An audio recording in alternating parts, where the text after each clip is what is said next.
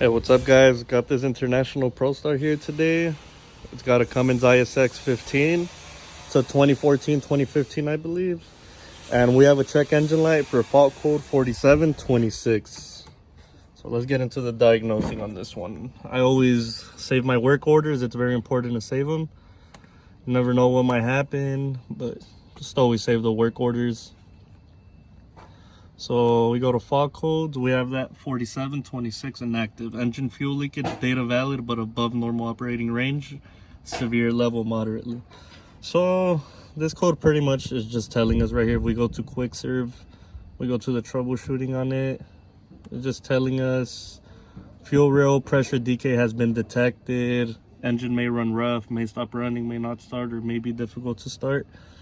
And usually this code, it can be a pressure relief valve injectors right here. It says in shop talk, pressure relief valve, leaking fuel injectors, or fuel injector connectors.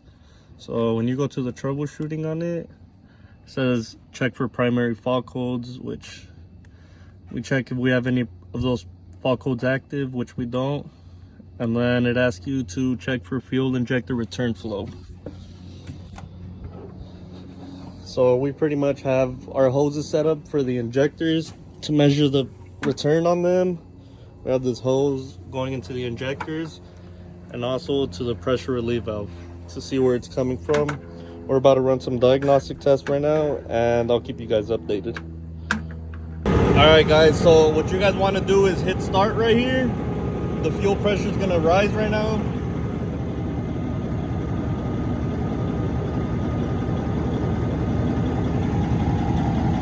Fuel pressure is building up. It's going up, up, up.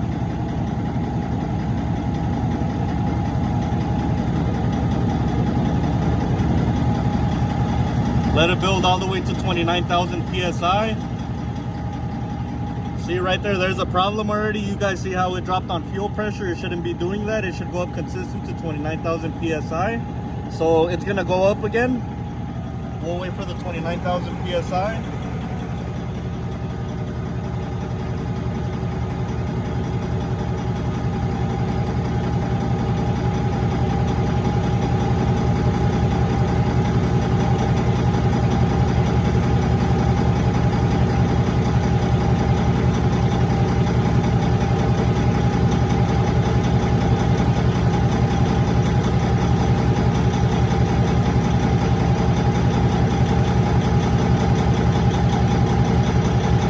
Fuel pressure building up, waiting for it to get stable.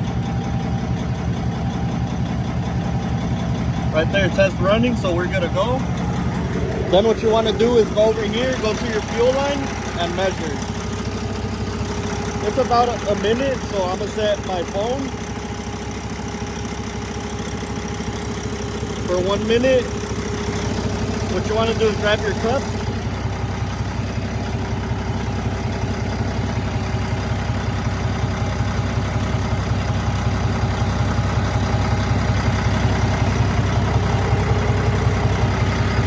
You want to measure for a minute. Got a little messy, but I'm recording, trying to do it with one hand. It's pretty hard.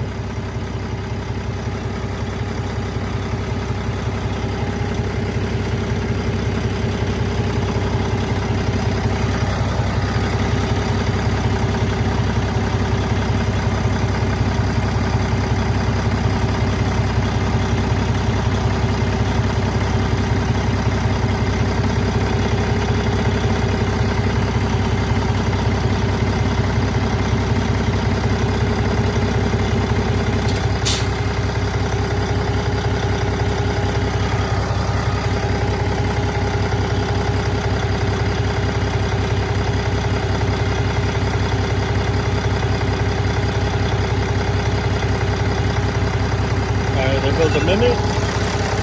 As you guys can see also right here on this line, we don't have no type of leakage, so we can eliminate that the pressure relief valve is bad. If the valve would have been bad, it would have been leaking right here. This is our fuel return that came from the injectors. That line over there, 300 milliliters is way too much. I usually like to see it below 150, 125. I've seen them throw codes at even around 125 milliliters. I know Cummins spec is 200, but I don't like seeing that.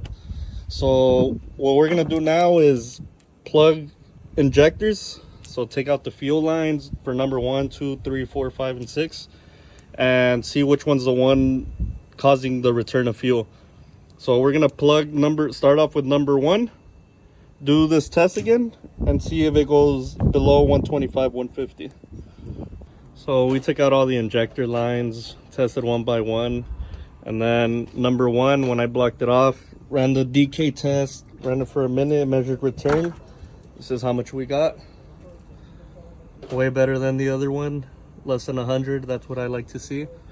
And it's holding pressure good now. One thing I always check too before replacing injector is always make sure the fuel connector is tight down there. Sometimes they get loose and will cause this issue too. We got the old injector out, gonna put in the new one, run the test, and see what it does. Be right back. We replaced number 1 injector, got the fuel line, everything back in, connected all the bolts, everything. My fuel lines are out, and this was our return measured. Yeah, that's what I like to see. And if you guys can see right here, it's holding fuel rail pressure now. It's not dropping. Before it was dropping instantly from 29,000 psi all the way down to like 1,000, 2,000 psi in less than seconds. But now it's holding the psi. That's a good thing. Now we're comfortable enough to turn the truck in, give it to the client, and we're done.